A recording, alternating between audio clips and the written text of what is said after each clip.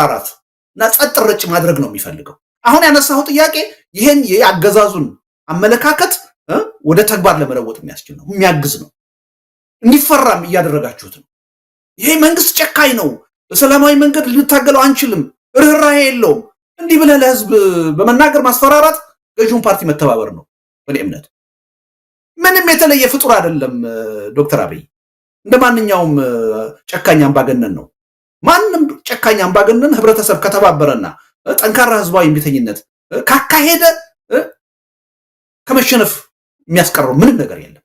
በዚህ መተማመን አለበት እንጂ የሆነ ልዩ ተአምር እንደሆነ ልዩ ጭካኔ እንዳለውና እንደሚያስፈራ እንደማይደፈር አድርገን መልእክት ማስተላለፍ እውነቱን ነገር ከማንም በላይ በዶክተር አብይ መንገድ መጓዝ ነው። እሱን የሚጠቅም አጀንዳ ነው እያራመድን ያለ ነው። እኔ ከዚህ መላቀቅ አለብን ብዬ ነው ማለት። ምንም ልንፈራው የሚገባ አይደለም። ጭካኔው ከፍርሃትም የሚመነጭ ነው፣ ከራስ መተማመን ማጣት የሚመነጭ ነው፣ ከድንጋጤ የሚመነጭ ነው። ይሄን ኃይል በደንብ በዝግጅት ብንፈታተነው ይሄ ሁሉ ጭካኔው በኖ ነው የሚጠፋው፣ መግቢያ ነው የሚያጣው። እና እንደተለየ ፍጡር አድርገን እያቀረብን ህዝብን ማስፈራራት ራሱ ትክክል አይመስለኝም። ይሄ አብይንም የሚጠቅም አካሄድ ነው። እንግዲህ ልደቱ ወደ ሌላኛው አንድ ተመሳሳይና ተቀራራቢ ወደሆነው አጀንዳ ሊድ የአብሮነቱም ጉዳይ ነው። ጥሩ ጅምር ላይ ነው ያለው። ነገር ግን ምን ውጤት አለው? እንግዲህ አሁን ኔዘርላንድ አምስተርዳም የተካሄደ አንድ ተመሳሳይ የሆነ ስብሰባ ወይም ኮንፈረንስ ነበርና ከናንተ አብሮነት ጋር አንድ አይነት ነው ወይ? ምክንያቱም ተመሳሳይ በሆነ መልኩ በጣም ብዙ የኢትዮጵያ ፖለቲካ ኃይሎች እዚህ ጫፍና ጫፍ ያሉ በተለያየ አመለካከት ያላቸው ተገናኝተው የመከሩበት መድረክ እንደሆነ በመግለጫው ላይ አይተናልና ከናንተ ጋር በአንድ መድረክ ላይ ወይም በአንድ ገጽ ላይ ነው ያላችሁት ወይስ በየቦታው እንዲህ አይነት ነገር እየተፈጠረ የሚሄድ ከሆነ በጣም አስቸጋሪ ነው? እንግዲህ ከአብሮነት ጋር በተያያዘ አንተ ከጻፍከው መጽሐፍ ጋር ህዝባዊ ቢተኝነትም ጋር ተያይዞ እንግዲህ የኢትዮጵያ ሀገር አድን ንቅናቄ የሚባል የሚንቀሳቀሱ ኃይሎች አሉ። አሁን እንደሰማሁት ከሆነ ህዝባዊ ቢተኝነት ላይ ተከታታይ ስራዎችን እየሰሩ ነው።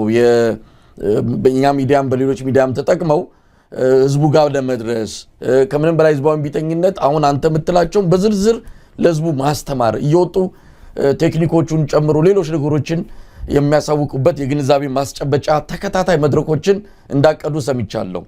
ከዚህ ጋርስ ልደቱ እንዴት አብረ እየሰራ ነው ወይስ እንደው ዝም ብሎ እንዲህ በተበጣጠሰ መልኩ እዚህም ይመሰረታል እዛም ይመሰረታል? ሰው የተበታተነ አደረጃጀት ውስጥ እንደው አንድ ወጥ የሆነ መመሪያ ማግኘት አለበት፣ ወጥ የሆነ አቅጣጫ መያዝ አለበትና እስቲ እነዚህ ነገሮችን ማፍታታት ከቻልክ ልደቱ። አነሳው መሳይ ይሄን ጥያቄ ለምን አንዳንድ እንትኖች ኮንፊውዥን ያለውኝ የአብሮነት ኢትዮጵያንና አሁን በቅርቡ ከነ አቶ ጀዋር ጋር ያቋቋምነውን መድረክ አንድና አንድ አድርጎ የማየት ችግር ያለው ይሄ ትክክል አይደለም። ሁለት የተለያዩ አካሎች ናቸው። እንዳውም ሶስተኛ ደግሞ አቶ ናምን ያሉበት ንቅናቄ ደግሞ አለ። እሱም የተለየ ነው እና እነዚህን ነገሮች ለይተን ካላየን አንድና አንድ አድርገን ካየን ስህተት ነው የሚሆነው እና ቀላቅሎ የማየት ጉዳይ ያለው የአብሮነት ኢትዮጵያ ያው ታስታውሳለህ ከተመሰረተ ቆይቷል። ያው እንቅስቃሴ ማድረግ ከጀመረ ከአመት ተኩል ኦልሞስት ወደ 2 ዓመት ሊጠጋው ነው። ፎረሞችን ማዘጋጀት ኢንፎርማሊ በሆነ መልኩ አሁን ኦሬዲ በህጋዊ መንገድ ለመመዝገብና ቋሚ የሆነ አመራር እንዲኖረው ስራ እየሰራ ነው። የኦሬዲ መተዳደሪያ ደንብ እና የምዝገባ ሰነድ እነዚህን አዘጋጅተን አጽድቀን ጨርሰናል። ቦርድ ተቋቁሟል። 21 አባላት ያሉት ቦርድ ተቋቁሟል። ቦርዱ የስራ አስፈጻሚ ምርጫ ለማካሄድ እንቅስቃሴ ላይ ነው ያለው እና በሚቀጥለው አርብ የስራ አስፈጻሚ መረጣ ይካሄዳል።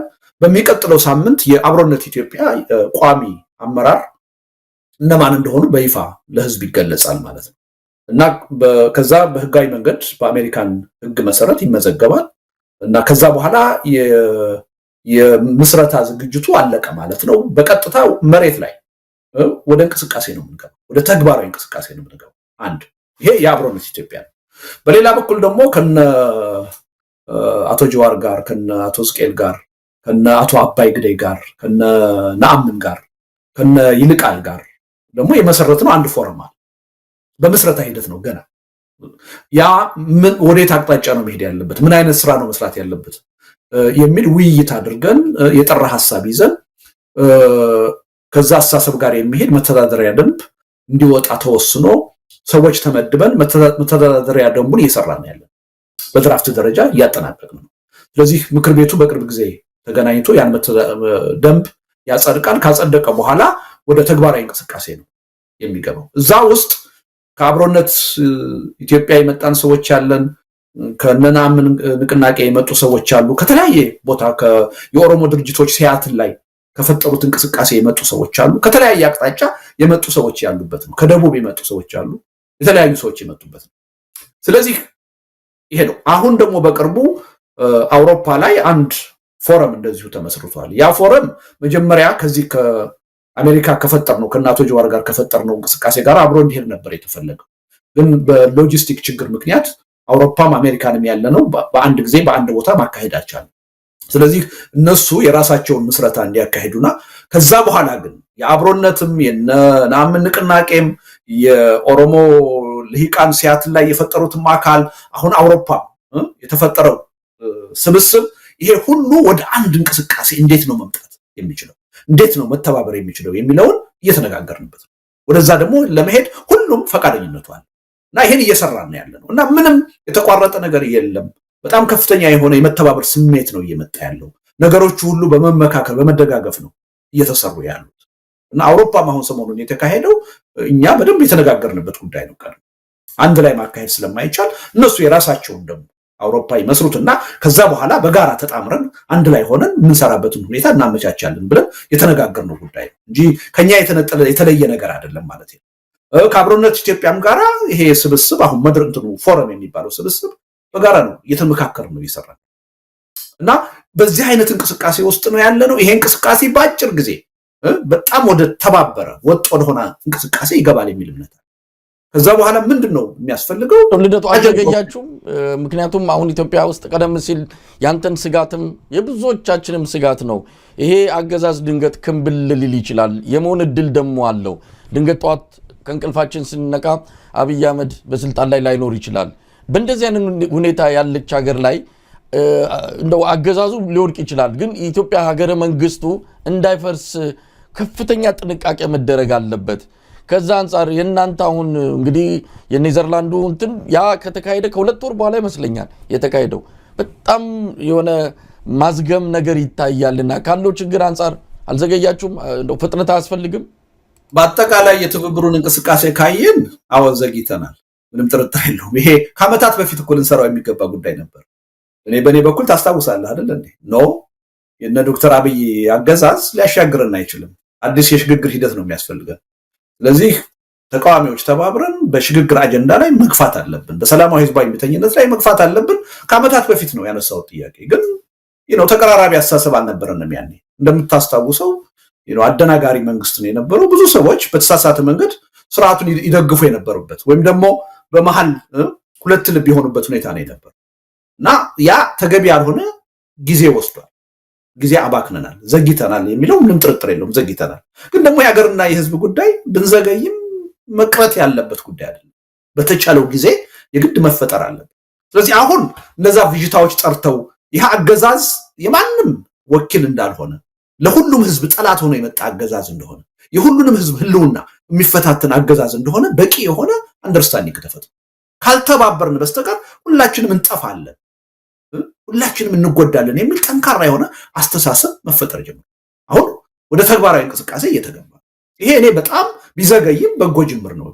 ይሄን በፍጥነት ማጠናከር ያስፈልጋል የሚል እምነት አለ። ዘግይቷል የምትለው አዎ፣ ከዓመታት በፊት እኮ ልናካሄደው የሚገባ ጉዳይ ነው። ትግሉ 30 ምናምን ዓመት 27 ዓመት መጀመሪያ ያካሄድነው ትግል እኮ የተጠለፈው ዝግጅት ባለማድረጋችን እኮ ቁጭ ብለን እነቄሮን እነፋኖን ውጤት ያመጣሉ ብለን ስለጠበቅን የለም። ተቃዋሚ ኃይሎች ይሄን ትግል በቁጥጥራችን ስር ማዋል አለብን። በእቅድና በስልት በድርጅት ካልተመራ ይጠለፋል፣ ይኮላሻል ስንል ነበር እኛ በ2007 በ2008 የሰማን አልነበረም። እንደፈራ ነው በቃ ትግሉ ተካሄደ፣ መስዋዕትነት ተከፈለ። መጨረሻ ላይ ግን አፈጮሌዎች እዛው ኢህአዴግ ውስጥ ያሉ ጠልፈው ወሰዱት። አሁንም ላለፉት 7 ዓመታት ጊዜ ነው ያጠፋነው። ግን የሀገርና የህዝብ ጉዳይ አንድ ቦታ ላይ ተስፋ ቆርጠህ የምታቆመው አይደለም። የፈለገ ብትዘገይ ኤኒ ታይም ተስፋ ሳትቆርጥ ልቀጥልበት የሚገባ ጉዳይ ነው። እኔ አሁን በጣም የበሰለ ሁኔታ እየመጣ በጣም በጎ የሆኑ ተነሳሽነቶች እየተፈጠሩ ሪሊ ይሄ በድርጅት የመጓተቱ ጉዳይ ራስን አሸናፊ አድርጎ ለስልጣን የመብቃት ሰልፊሽ የሆነ ኢንተረስት በጣም እየተረሳ ይመጣ ነው። ይሄ ጉዳይ የህልውና ጉዳይ ነው፣ የሀገርና የህዝብ ጉዳይ ነው፣ የስልጣን ጥያቄ አይደለም የሚለው አስተሳሰብ በጣም በብዙዎቻችን ዘንድ ተቀባይነት እያገኘ ነው እና ይሄን መደገፍ አሁን ማጠናከር ማበረታታት ነው የሚያስፈልገው። እንዳልከው አሁን ይሄ መድረኩ ከተፈጠረ ወደ 2 ወር ሆነው። ያ ማለት ግን 2 ወር ወይም አውሮፓ እንቅስቃሴ እስከሚካሄድ ድረስ ዝም ብለን ተቀምጠናል ማለት አይደለም። ኮሚቴዎች አቋቁመን ስራዎች እየሰራን በሳምንት 1 ቀን 2 ቀን እንገናኛለን። እኔ አሁን 3-4 ኮሚቴዎች ውስጥ ስብስቦች ውስጥ ኦልሞስት ዴይሊ ልትለው ትችላለህ፣ እረፍት የለኝም፣ እንቅስቃሴ እያደረግን ነው። ግን ይሄን ሁሉ ደግሞ ድካም ሊያስቀር በሚችል መልኩ ይሄን የተበታተነ አሰራር ሊያስቀርና ወደ አንድነት ወደ ወጥ ሆነ ትብብር እንዲመጣ ደግሞ ማድረግ ይጠበቃል።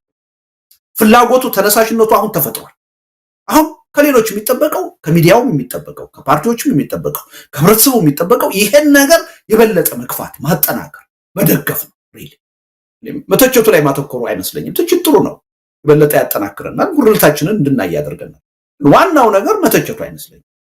ዋናው መደገፉ ነው፣ ማጠናከሩ ነው እና ወደ ትክክለኛው አቅጣጫ የመግባት ሰፊ የሆነ አዝማሚያ እየታየ ነው። ይሄን እንደ ትልቅ እድል ቆጥሮ እንደ ትልቅ እድገት ቆጥሮ የበለጠ እንዲተናገርና ቀደም የጠየቀው ጥያቄ ይሄ ከመድረክ ውይይት ከጽሁፍ ወተን በተጨባጭ መሬት ላይ አገዛዙን መጀመሪያ ሊያንቀጠቅጥ የሚችል እየተንቀጠቀጠ ነው፣ ኦልሬዲ ጀምሯል።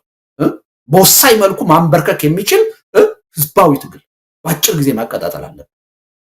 ይሄን ማድረግ አለብን። ይሄን ስናደርግ ከዘገየን ይሄ መንግስት በእኛ ትግል ብቻ አይደለም በራሱ የውስጥ ችግርም ሊፈረካከስ ይችላል። ያኔ ይህች ሀገርና ህዝብ ምንድነው ዕጣ ፈንታቸው ወዴት ነው የሚሄዱት የሚለውን ነገር ቆም ብለን ማሰብ አለብን። ስለዚህ በጊዜ የለንም ስሜት ነገ ሳይሆን ዛሬ ነው ይሄን ነገር መስራት ያለብን በሚል ሴንስ ኦፍ አርጀንሲ መንቀሳቀስ ነው ያለው። እኔ በዛ ስሜት ውስጥ ነው በዛ ሙድ ውስጥ ነው ያለሁት። መሳይ እውነቱን ልንገር በዛ ሙድ ውስጥ ነው ያለሁት። ራሴ እድሜን እየተሻማሁ ነው። ሰው ነኝ፣ ተሰባሪ ነኝ፣ ነገ ላልኖር እችላለሁ። ይችን ያለችኝን ጊዜ የዚህ ሀገርና ህዝብ ሁኔታ እንዲቀየር ምን ማድረግ አለብኝ ብዬ በዛ አይነት ስሜት ሙድ ውስጥ ሆኜ ነው እየሰራሁ ያለው። ሁላችንም ወደዛ አይነት አቅጣጫ ውስጥ መግባት ከገባን እጅግ ደካማ የሆነ ህዝባዊ መሰረት የሌለው መንግስት ነው በስልጣን ላይ ያለው። በአጭር ጊዜ የህዝብ ትግል ሊፈረካከስ የሚችል ሊበታተን የሚችል ኃይል ነው ያለው። በዚህ ምንም ጥርጥር የለኝም። ይሄ መንግስት 7 ዓመት መቀጠል የቻለው በምንም በሌላ ምክንያት አይደለም፣ በእኛ ድክመት፣ በእኛ ለመተባበር፣ በእኛ ተግቶ አለመስራት እንጂ ተግተን ከሰራን እዚህ መጽሐፌ ላይ ያስቀመጥኳቸውን 11 ቅድመ ሁኔታዎች በአጭር ጊዜ ማሳካት ከቻል የቀናት ጉዳይ ነው፣ የሳምንታትም አይደለም። አቶ ያሬድ ኃይለ መስቀል በቀደም ትችት እያቀረበ ነበር በኔ ጽሁፍ ላይ እና 45 ቀን አበስተዋል ነው ሲለኝ ነበር። እውነቱን እነዛን ስራዎች ከሰራን 45 ቀንም አይቆይም። ሰሞኑን የጀንዚ እንቅስቃሴ የተካሄደባቸው ሀገሮች ያሳዩት እውነታም ይሄ ነው። አንዳንዶቹ መንግስት የቀየሩት እኮ በ2-3 ሳምንት ነው መሳይ፣ 45 ቀንም ወይም ደግሞ 6 ሳምንት አላስፈልገም። ኢትዮጵያ ውስጥ ከዛ በባሰ ፍጥነት ሊመጣ ይችላል እና ሪሊ ይሄን ስሜት ይሄን የተፈጠረ ኢነርሻ ይዘን መቀጠል ነው ያለብን እና ሚዲያውም እዚህ ላይ ነው ርብርብ ማድረግ ያለበት። እኔ እንደው በዚህ አጋጣሚ መማጸን የምፈልገው ፕሊዝ ይሄ እና አብይ አህመድ በየጧቱ ብቅ እያሉ የሚሰጡንን አጀንዳ እየተቀበልን ማስተጋባት የለም። እርግጥ ነው መገናኛ ብዙሃን ዜና መስራት አለባችሁ፣ ለሱ የሚጠቅማችሁን መረጃ እየተቀበላችሁ ስሩ። ዋናውን ጊዜያችን ማጥፋት ያለብን ትኩረታችን መሆን ያለበት በተለይ ፓርቲዎች መሆን ያለበት በራሳችን አጀንዳ እኛንን አጀንዳ ማቀበል ያለብን፣ እኛንን የፖለቲካ አጀንዳውን መምራት ያለብን፣ እኛንን እነሱን ተከታይ ማድረግ ያለብን እንጂ እነሱ አጀንዳ እየሰጡ እኛን ተከታይ ሊያደርጉን አይገባም። እነርሳውና የነሱን ወግ ይሄ ትርኪ ምርኪ ወግ አሁን እስቲ እንዳው የሶፍ ዑመር ዋሻ የተካሄደውን ውይይት እንኳንስ ነው በሱ ጉዳይ መነጋገርና ማዳመጥ ምን ይጠቅማል? ምን ይጠቅማል? ያሻንጉሊቶች ስብስብ ነው። አሳፋሪ የሆነ ኢትዮጵያዊነትን እንድትጠላ የሚያደርግ ስብስብ ነው ያየነው። በእነሱ ጉዳይ መወያየትና ጊዜ ማጥፋት ምን ይጠቅመናል? የዛን ግማሽ 1/3 በጃይካ ቃል ኪዳን ላይ በግንቦት ማንፌስቶ ላይ መነጋገር ነው የሚጠቅመን ነው ሪሊ። ምክንያቱም እነዛ አጀንዳዎች ናቸው ለወቅቱ ጥያቄዎቻችን መልስ የሚሰጡ።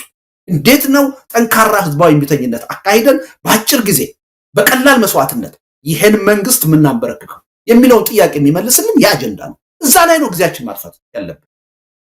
በትግልም በራሱ ውስጣዊ ችግርም ለውጥ ከመጣ አገሩ እንዳይፈርስ ህዝቡ ወደ ባሰ እልቂት እንዳይሄድ ምን አይነት የተዋጣለት ሽግግር ነው ሊኖረን የሚችለው? እንዴት ይቻላል? ይህን የሚመልስ አጀንዳ ነው የጃይካ ቃል ኪዳን። እሱ ላይ ነው ጊዜያችን ማጥፋት